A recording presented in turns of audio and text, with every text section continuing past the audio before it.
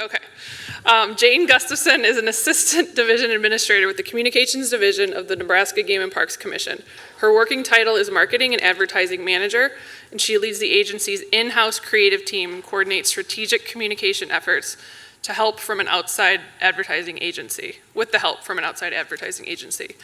A Nebraska native and graduate of the University of Nebraska-Lincoln, Jane has experience in healthcare software, telecommunications, social research, and engineering. Marketing the Nebraska outdoors is by far her favorite job. From emails and event marketing to social media, mass media, and digital campaigns, she's thrilled to be part of a talented team of communication professionals who are passionate about conservation, the Nebraska outdoors, and sharing their knowledge. Plus, she enjoys the odd emails to her coworkers, such as, "One of our snakes is loose in the building," and "I have an owl looking for a ride to Scotts Bluff." Please welcome Jane to the stage.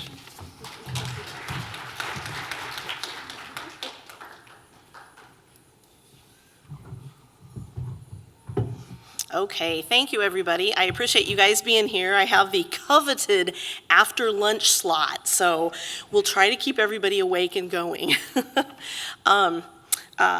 Thank you, Rachel, for that introduction, and I want to thank RBFF for the grant that made this effort possible. As I shared with you what we learned, I'm sure you're all on the edge of your seat wondering if we had a repeat performance or a sophomore slump.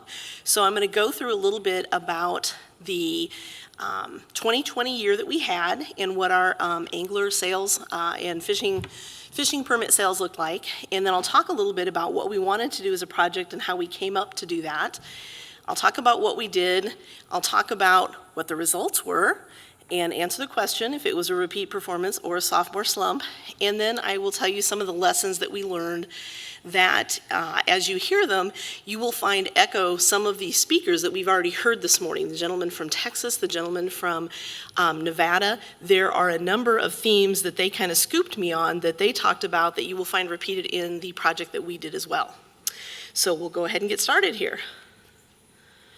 2020, as most of you know, was a big year for fishing in pretty much every state, and Nebraska certainly was one of those states as well. We picked up over 126,000 new anglers, or anglers above and beyond our usual average.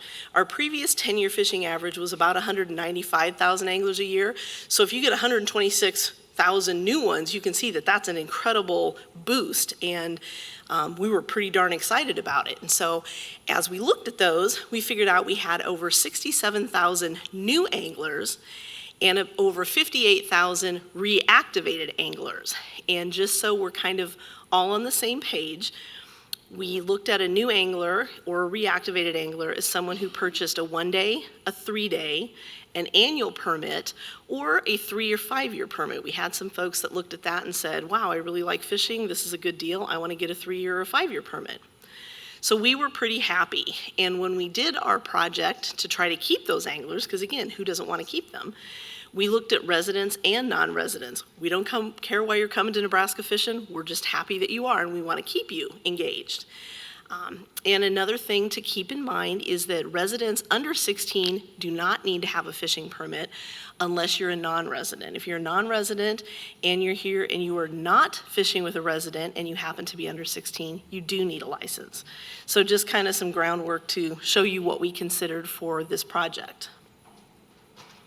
So our typical churn rate is usually about 38%, sometimes a little bit higher. Obviously, as you think about some of the things you've heard here from other folks, it's going to be higher with new anglers. If it's your first time angling, they churn out at a higher rate. If you are someone who bought a 1-day permit, you tend to churn out at a little bit higher rate. 3-day permits as well. But we looked at all of these and we just thought, God, we've got these people that tried fishing. We hope they had a good experience. We really want to keep them. We really want to keep that churn rate down. So how can we turn these anglers into lifelong anglers that look like this guy on the screen here, somebody who's really avid and passionate about what they do? So in discussing it, we talked a lot inside the agency, and we realized that There are some things we didn't know. We were making assumptions based on our own experience, but we had the technology to be able to do some surveys and to reach out to some folks and say, give us some information about why you chose this year to start fishing or to come back to fishing. So we did an online survey. And we asked them questions like, what changes led them to go fishing in 2020? Was it work time? Was it more family time? Was it less organized kids' sports? What was it? Again, we think we know what it was, but we wanted to hear it from them.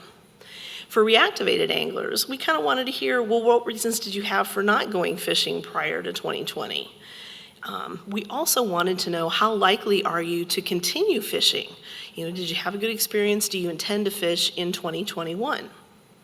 What resources could we offer you that would make a difference, that would help enhance your experience, make it more likely that you would go fishing again? And how would you like to receive information from us? If we have these resources that we create for you, how do you want to find out about them? What can we do to put that information in your hands in a way that you appreciate and that you will read? So the survey says we had some great commonalities between our new anglers and our reactivated anglers. And that was kind of nice for us because it helped streamline our efforts a little bit. But as you can see here, the people that they fished with tended to be family and friends, usually there was someone in the party who was under 16, so it was a very kid-friendly group. Or they fished with people who were their spouses. So it was remarkably similar for the new anglers and the reactivated anglers. We ask about, what are the things that led to you having more time to go fishing? Again, the results were really similar between these two groups. They said that it was changes in work schedule, lack of work schedule, canceled vacation plans, children's sports and other organized type activities were canceled, and that gave them more time to do some of these things. They had more free time. Here was the big one. How likely are you to fish in 2021? And the good news is 90% of our new anglers said they strongly agreed that they were highly likely to go fishing in 2021. 82% of our reactivated anglers said the same thing. So we're thinking that's pretty good news. That means they had a good experience, they want to come back. So what can we do to enhance that likelihood that they will come back and go fishing again? We asked the question about the resources that they would need and the types of information that we could get them. And there were commonalities, again, across the new angler group and the reactivated group. They wanted to know where could they go fishing in convenient places and places that were near them. They wanted to know more information on techniques or better ways that they could catch the fish species they were after. They wanted up-to-date fishing reports and information. Where's the bite hot? Where's a good place to go right now this weekend? So we looked at a lot of this information and sat down and then tried to figure out, how can we meet these needs? How can we create things that will provide this information and these resources to these people? We had also asked them, where would you like to get your information? And again, kind of no surprise here, overwhelmingly, they said via email. We want this information via email. Their second choice was social media, and their third choice was finding it on our website. And I want to stop and make a point here that RBFF actually found a lot of the same results that we found, and they sent it out and shared it with everybody. In some of the results that they had found at the end of the 2020 year, they also found that 90% of the new anglers wanted to keep fishing and planned to keep fishing. They were looking for convenient local places to go. They wanted to build their skills and get better. They wanted ideas for outings or quick trips, places they could go quickly. They wanted to get that information via email, via social media. And they were looking for opportunities with kids, because a lot of the households had kids. So it was really interesting that what we found dovetailed perfectly with what RBFF found. So when you get these lovely resources from RBFF, pay attention to them, because again, they're right on the cusp of what's going on, and they're providing good information that you can take and that you can use.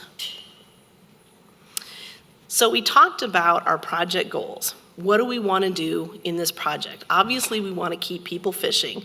We want to keep this idea that fishing is a top-of-mind thing you can do. It's a leisure activity. We want people to be thinking about it just the way they did in 2020 as an activity they could do with their free time. Looking at what the new anglers wanted and the reactivated anglers, we wanted to keep those new anglers thinking about fishing as an activity and know right away, where can I go near me that I can go to quickly? What seasonal opportunities are going on? Are there trout stockings in the spring? Is it catfish time? Is it the time for the walleye spawn? What's going on that's a seasonal activity? And how can I build skills and build my knowledge of fishing with confidence? And again, that dovetailed into what our reactivated anglers also wanted to know.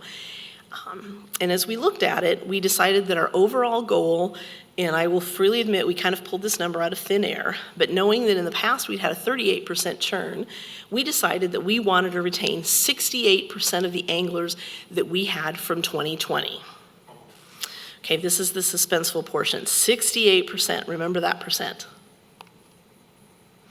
So we talked about how to do this based on what they wanted, and we talked about creating content. And we got together all of those really smart and talented and skilled people in our fisheries division with our entire communications division, a lot of whom fish, so they had good thoughts in it too. And we talked about a lot of topics and ideas that would cover the things that the new and reactivated anglers wanted to know. We created a weekly calendar of topics that we could write about. It was a mix of information for people who were beginning in angling or those who wanted to build new skills or maybe try new things like fly fishing or bow fishing. We thought, it would be good to have a web page to put all of this resources on so we could send people there and they could find it and then pick and choose what they might want. We created a list of assignments and a calendar and kept bringing the team together to talk about ways to create the content and distribute the content. And again, we kept this focus on the survey results, knowledge of convenient places to go, opportunities statewide that would be near people, opportunities to build skills and build knowledge, figuring out ways to provide up-to-date fishing reports or fishing information, and ways to help people improve their chance of catching whatever species they were after.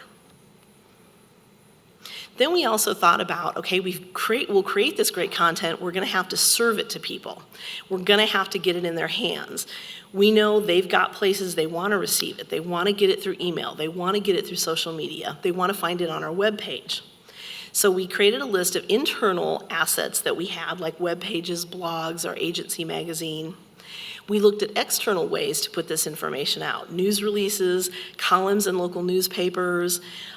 We looked at content marketing, social channels, paid social channels, emails, having our public information officers push it out in their TV and radio appearances and in their newspaper columns. We also decided to try to think what I call outside the tackle box. What are things we haven't tried? What are other ways that we could do this? A constant challenge is always providing up-to-date fishing reports and information, because if you ask your staff to provide it and they go out over the weekend and then they come in on Monday and they email it to you and somebody compiles it and they go to put it out, several days have elapsed, and so you might have had a really hot bite one weekend at one place, but by the time you get the information out, it's another weekend, and time has gone by, and it isn't always as timely information as you would like. Plus, how are you going to get it to people? How are you going to get it to everyone?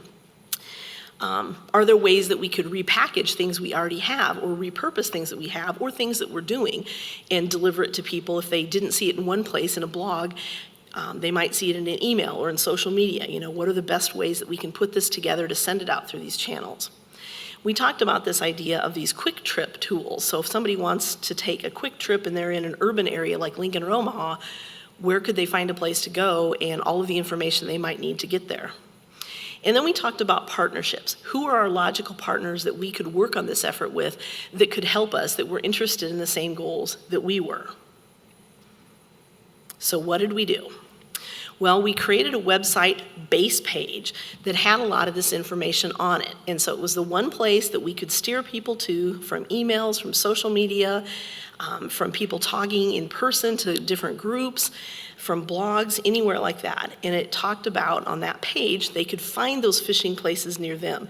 They could find various bits of information where they could build their skills and dig down into the things that they wanted to know better. We talked about how to provide up-to-date reports and information and tried to figure out a way to incorporate that in the web page as well. And we talked about thinking outside the tackle box and coming up with community fishing nights, a project that we were already doing, but we wanted to make sure people knew about this because it's a great program for families and beginners and those looking to build their skills.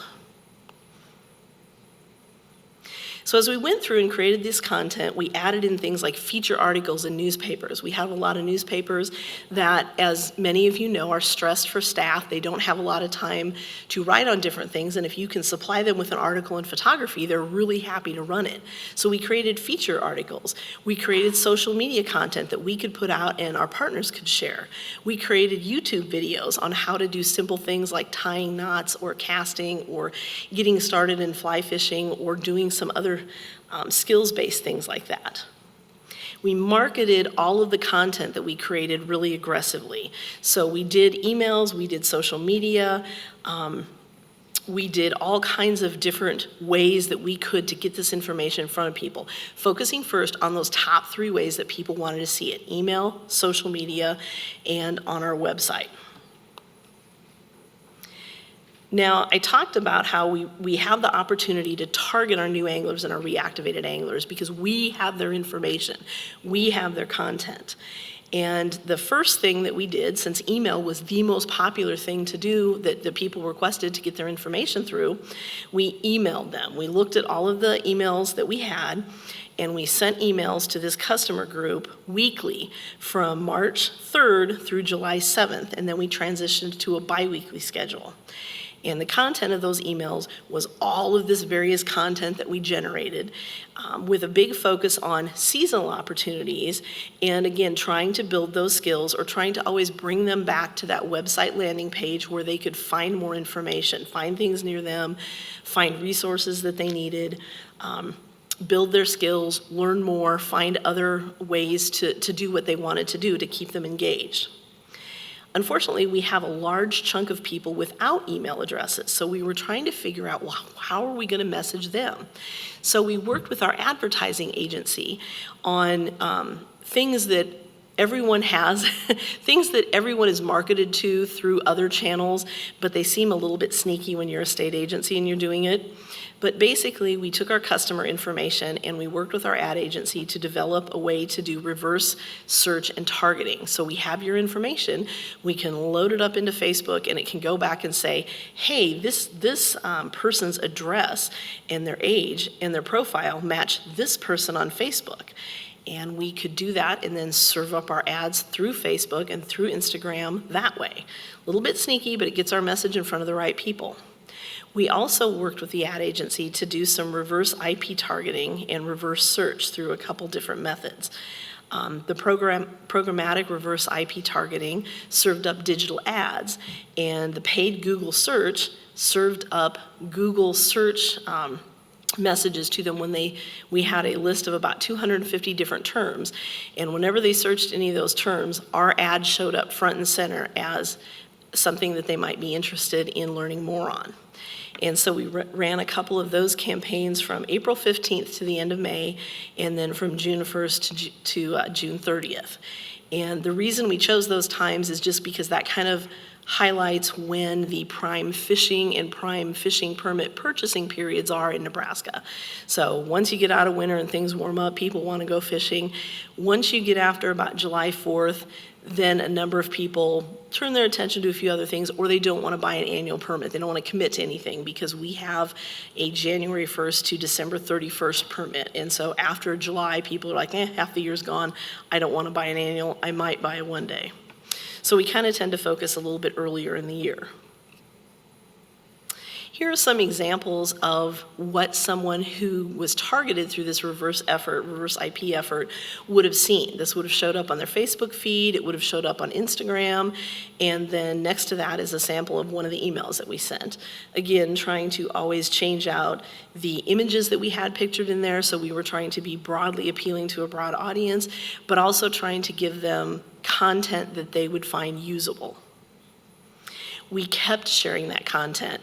We created a ton of content. It's amazing what can happen when you have a couple divisions that have all of their folks churning out all of this great fishing content.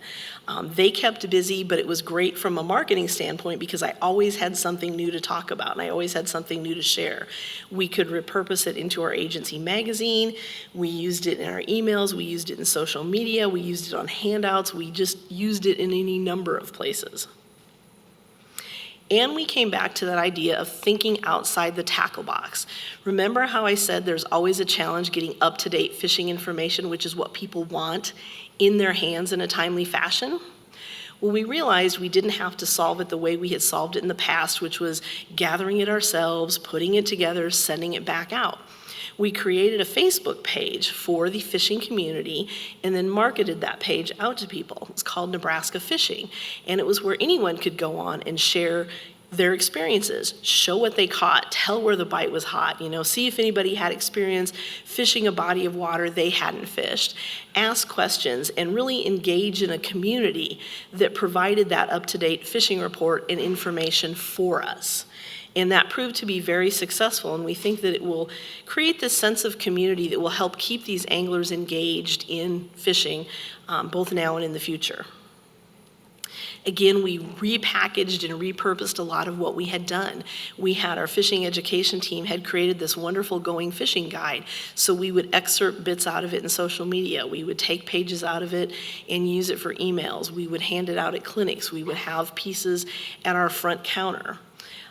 We created a fish key where they could look and figure out what they had caught. And so we constantly tried to look at what we had created in the past or in the present and repackage and repurpose it and use it for this effort to get new information out. So people were always learning and always felt like they were getting new information. I talked about people wanting a quick trip planner where they could figure out someplace to go. We looked at our urban areas and we put together a couple of what we call trip planners. They're just a one-page front and back, and this is an example of what we did for Omaha. We created one that showed the places to go fishing in the urban area of Omaha, and then we created one that was the Get Out of Omaha fishing guide, which was places they could go that were just outside the city limits, that were easy and convenient for them, but might take them to a new place they hadn't gone before. And we re-engaged and did some new things with our community fishing nights, where we go to a variety of communities across the state and we show up and we have the experts and we have the tackle and we invite people out to fish with us. We decided to make those opportunities for events. So a lot of times we would show up and we would have something for the beginning anglers, but we would also have opportunities for people to build their skills. So we might have from 6 to 8 or from 5 to 7 community fishing, beginning fishing, but then we'd have an hour afterwards where they could learn how to fly fish, or we'd have somebody talk to them about bow fishing, or we would bring in some experts and we would talk about tactics that you really would do if you wanted to catch catfish and where to go to do that. So we tried to provide some new opportunities that again would help them build their skills and learn about new facets of fishing that they might not be as familiar with. So the results.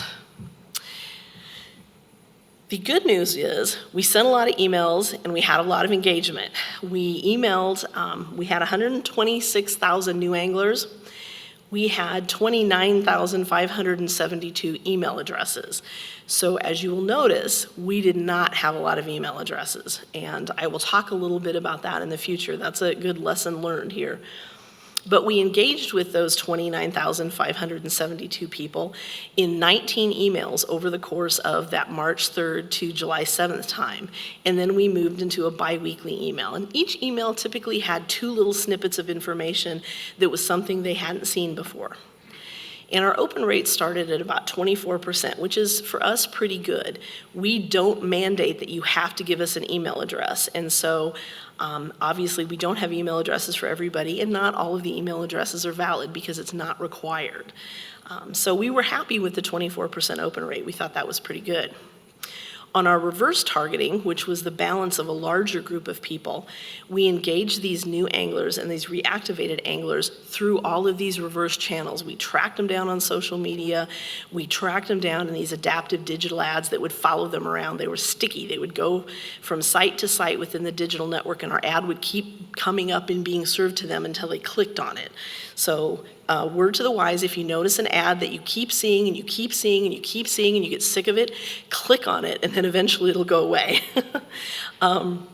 Anyway, we also did the Google search targeting, which actually proved to be really successful. And we did that throughout the same period too. And in the end, we had 2.3 million impressions on our ads. And we ran them in 2 different flights. And I think I have to go to the next screen here. Oops. Nope. We ran them in 2 different flights, and it apparently it doesn't want to go backwards. We got a number of people clicking through to our website. We did have a couple glitches in tracking how successful it was, though. We could get the overall impressions.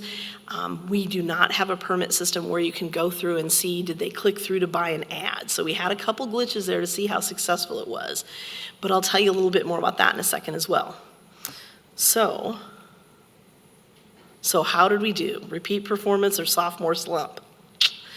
Well, we had 67,000 new anglers. We retained 22,710, or 33.4% of them. The largest group that we lost were female, and they were also tended to be the younger anglers. So if you were a new angler and you were female and you were younger, you had a higher rate of churn. On the reactivated anglers, we had 58,000 of those, and we retained 38,443, or 66.2. And let me tell you, I almost cried over that result because it was really close to 68%, but it wasn't quite there. So we had a little sophomore slump there as well. And again, what we noticed was the majority of the ones we lost for reactivated anglers were female.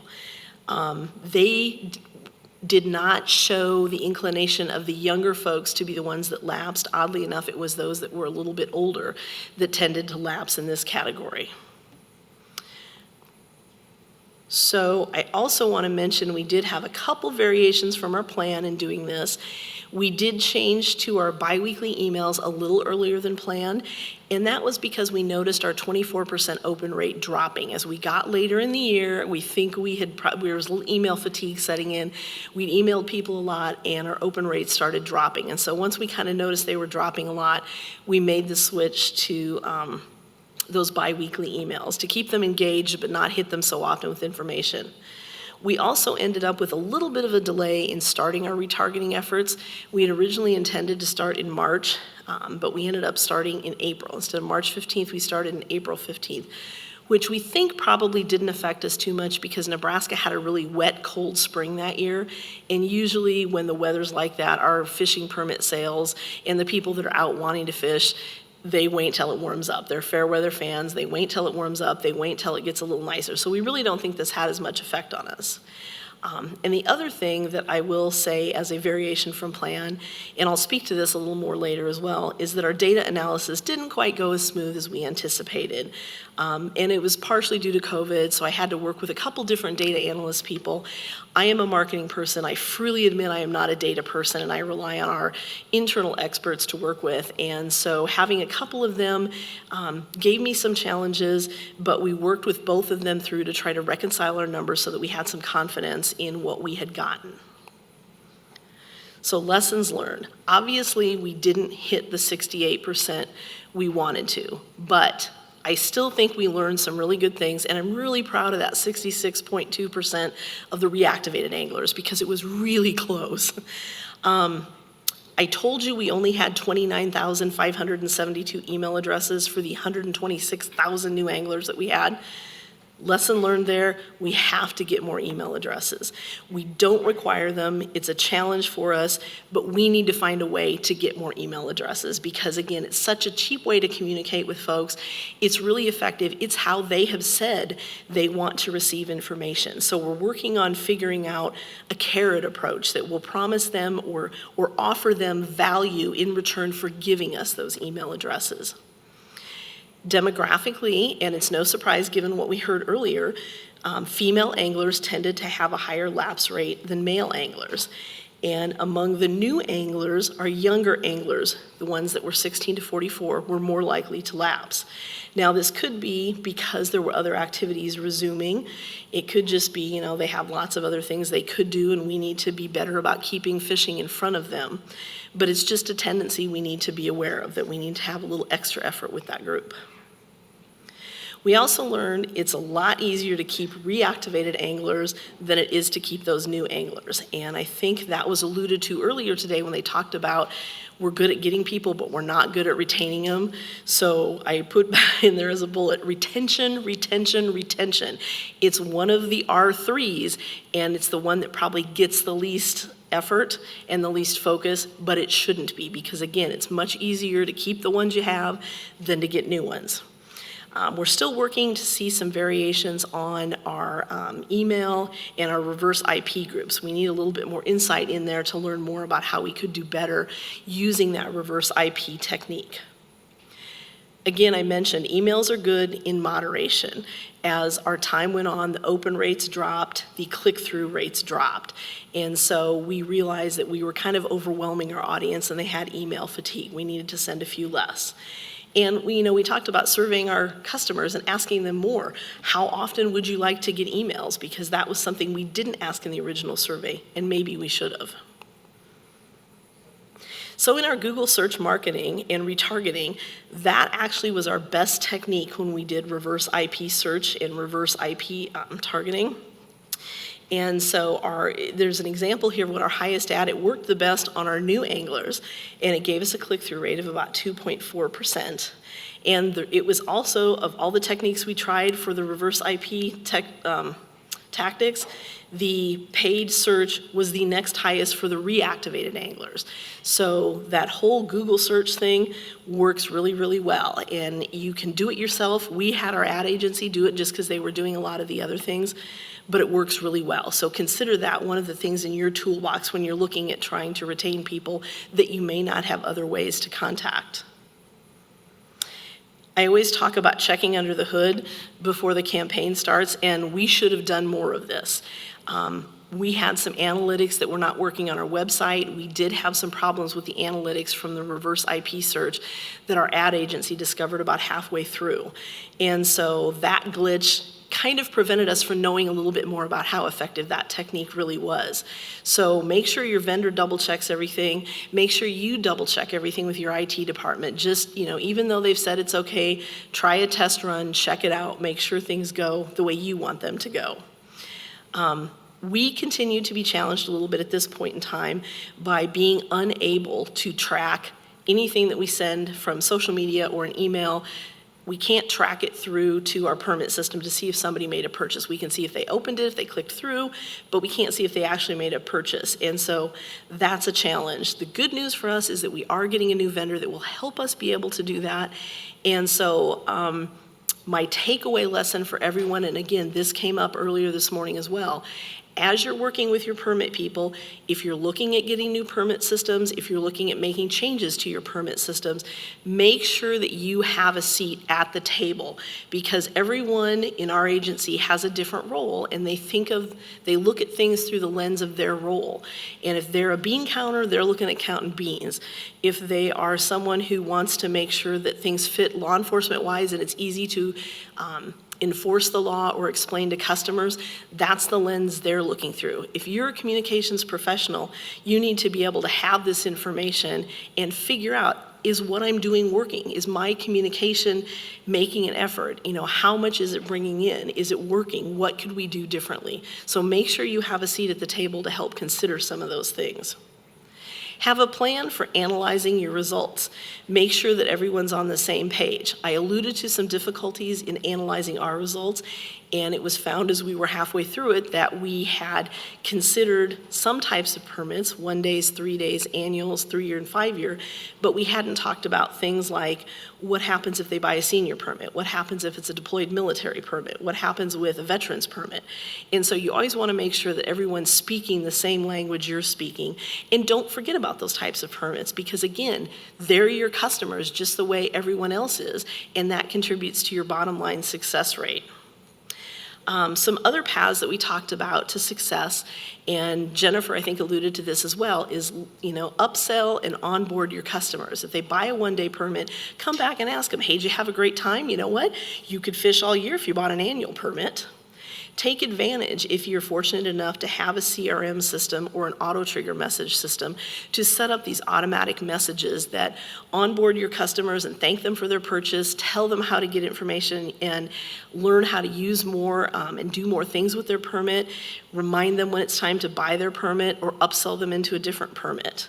And find other strategic partners that can help you do what you want to do. Our park system has a huge opportunity for us because a lot of our great fishing opportunities are in state parks.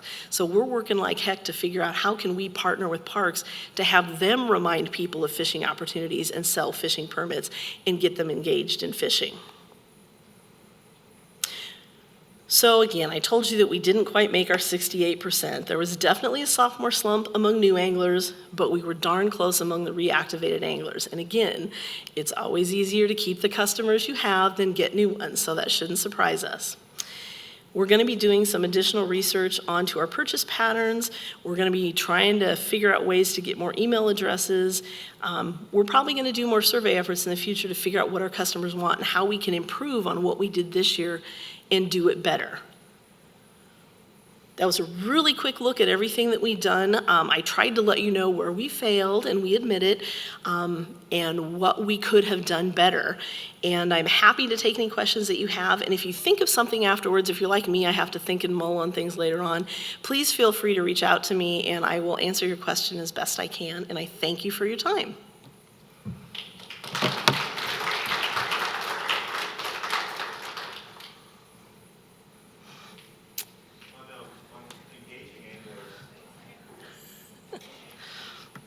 Thank gosh we have one question. That's good. Did you use any kind of push notification messaging on opening or closing of seasons as a threshold event to engage the anglers? And then the second question is, did you consider creating an agency or page inside FishBrain analogous to your Facebook fishing page? And if not, I'd love to talk to you on the side about that, but at least on the triggering on the open close seasons. Gotcha. We did, it's kind of a two-part answer to that question. We did some triggering in that we remind people January 1st, you need to get a new fishing permit. Our permits start January 1st and they end December 31st. So we really don't have a kickoff to fishing season as such.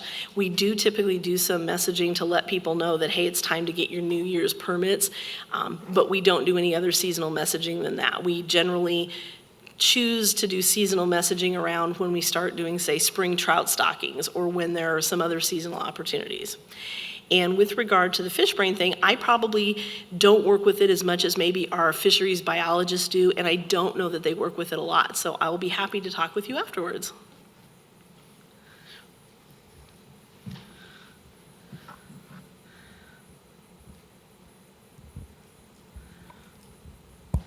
You mentioned that you don't require email addresses from your clients. I'm with Wyoming Game and Fish. We also do not require any email. Well, actually, we just started requiring it.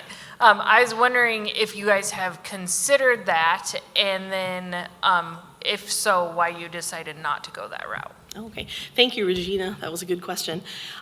We do not require it. We've talked about it internally, but I believe the consideration was it would involve a statute change, and I think there was a little bit of a reticence to open up our regulations and require it. What we talked about doing is, and again, we're getting a new permit system, trying to use this carrot opportunity to say, if you provide us your email, we will try to provide you value for giving us that address, and we'll give you, would you like to get seasonal reminders? Would you like to get enhanced fishing information? So we're kind of trying to take that approach at this point. This isn't to say that somebody couldn't decide to make a change later, but that's kind of the way it's been in the past. And that kind of also reminds me of something that I think will be nice when we have a new permit system as well. The gentleman before you asked about push notifications, and our current permit system can't do that, but I think our future one will be able to. And so even though our permits don't run, we don't have a season the way we do, say, for pheasants or something like that, we'll be able to send out those push notifications on those weekends when, say, it's been bitterly cold, and then all of a sudden you have a run of 5 days with nice weather, and you'll have hungry fish and people that are looking for a reason to get outside. So we'll be able to do some of those things. I just need to correct myself too. We require email for online purchases. So that's a loophole. You don't have to open statute, but to get a permit online, we had to require it, so. Well, we're working, and I'm willing to take any advice on how to get that in there, because again, I can see the value of email addresses, definitely. Okay, I've got a couple different people. We'll go there and then back to you. Am I going first? Yep, go ahead, and then we'll come back to you, Sam. Just a suggestion on how to collect emails. I believe we require them now, but beforehand we didn't. And a few years ago, I think we stole this idea from possibly Texas. We got a sponsor for a large ticket item. It was a boat. And then we literally had almost our entire fisheries staff in the state cold call all of our recreational license holders. Be like, hi, we're entering you into this raffle. It's free. All we need is your email. And then we were able to actually collect emails to verify other ones that they may have just entered. And I don't know the actual return on investment, but that is a possibility, something to think about. Okay, So. good idea. Remember, there are no new ideas, they're just stolen ideas. We're recycling them. Okay. Who wants to go next? I'll go. Samantha Okay. Petter. Question for you, like regarding your other channels of communication. You're very strategic in your planning here. Did you look at any like community or apps, anything like that to buy advertisement beyond like social media like Facebook or any of the other platforms? Like so Nextdoor, Go Wild, anything like that. Did you guys look down that path yet? We didn't look at any specific apps. We did our digital advertising through like a network buy that Yeah. our ad agency handled, Sure. but that's not a bad idea to consider something like that. And the network that they're in does have a few apps within it, but I don't think it has any of the ones that you mentioned, so. Yeah, because the click-through ads were higher for the reactivated, which got my attention. That's why I wondered if you had engaged in that area. Okay, cool, thank you. Yeah, thank you. And I'm thinking one last question because it looks like we're running out of time here. We're going through your same process in South Carolina. I'm echoing hers, sorry. We do not legally, we cannot require email addresses, so following Wyoming, we did require them, if it's online, they're used to putting their email address in anyway. For in-person buys, they actively have to ask to not provide it. So it is there, there's a dummy email they can put in for the system to continue, but working with licensed vendors so that they just ask, like they ask all the other information and hoping that will increase. We also did sweepstakes for license, our email addresses. Ours did not go over very well. It was a bad taste from our public, but we did get some good email addresses. But I think the biggest thing we did is the opt out instead of opt in. And it's so little, but it's made a huge difference already in that. But definitely require it for online. You can get away with that without doing statutory changes. Awesome, thank you, Amanda, that's very good to know, and our future licensed vendors over there taking notes too. Thank you guys again, and thank you RBFF for the opportunity to present and to have the grant to do the work.